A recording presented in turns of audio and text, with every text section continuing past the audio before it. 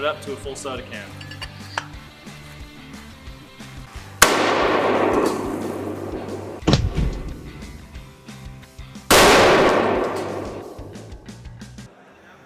Sure? Yeah. Oh my fucking god. Well, maybe that was a little too hard.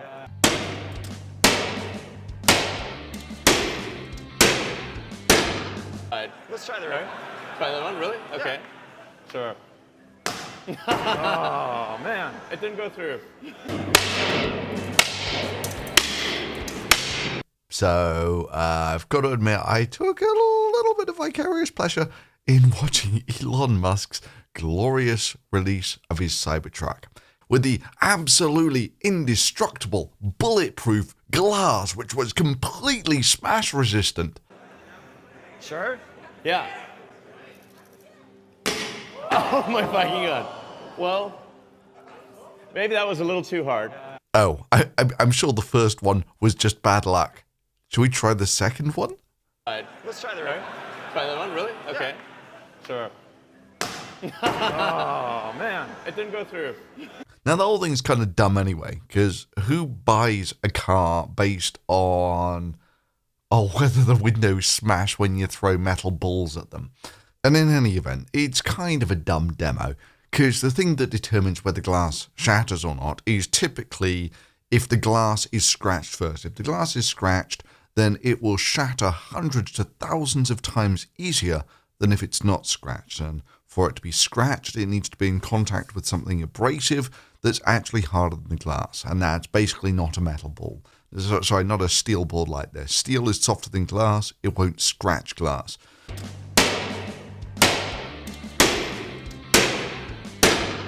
But if, say, for instance, you had some particles of, I don't know, sand or something that are actually stuck in to the metal ball, they're almost invisible, then that would be much, much more effective at breaking through a car window like this, because the abrasive stuff would scratch the glass and then the momentum of the ball would actually break the window.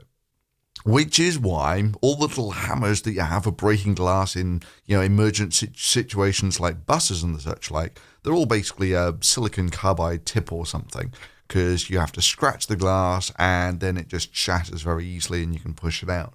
Which brings us on to the second, maybe obvious thing about why having completely indestructible windows is not necessarily the smartest of things to do, is if you are in a car crash and you do need to get out, say for instance the battery is on fire or something, how are people going to get you out when you've got indestructible windows and doors?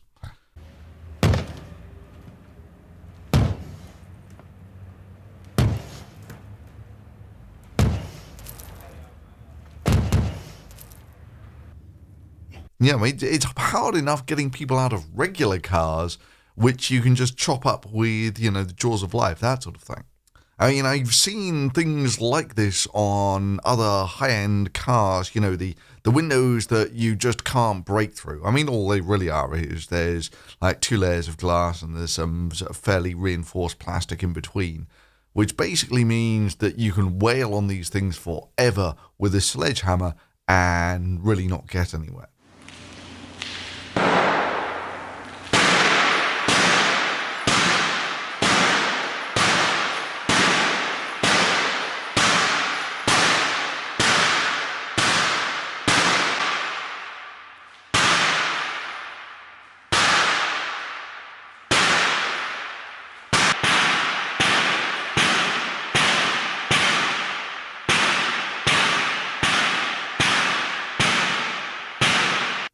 Which brings us on to the second rather bizarre demo of hitting the door with a large hammer, which I've got to admit, to me, looks like it's plastic coated or something.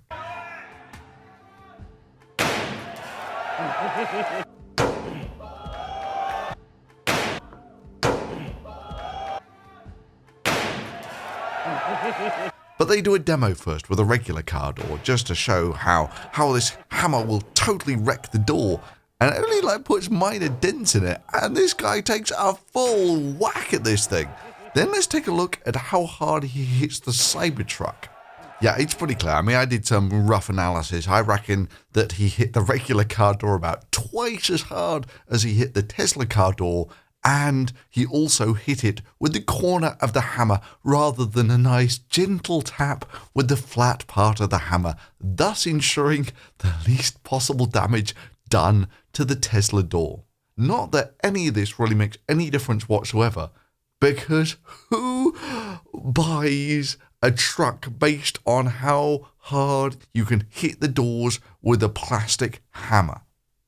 I mean, to me, the thing that probably grinds my gears most about Elon Musk is he is a 4-star bullshit merchant.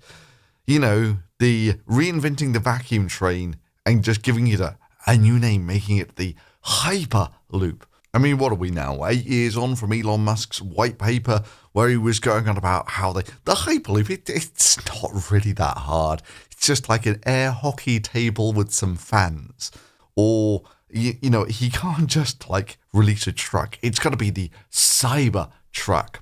And the other thing that kind of gives me sort of flashbacks here is he always wants to say there is some great space age technology on his new car, his new electric vehicle. Like, for instance, he was going to put cold gas thrusters on his new Teslas, even though cold gas thrusters were nothing new and putting them on cars was really stupid. He still made a fairly serious effort to say that he was going to do this, simply so he could join up SpaceX rocket technology with his cars.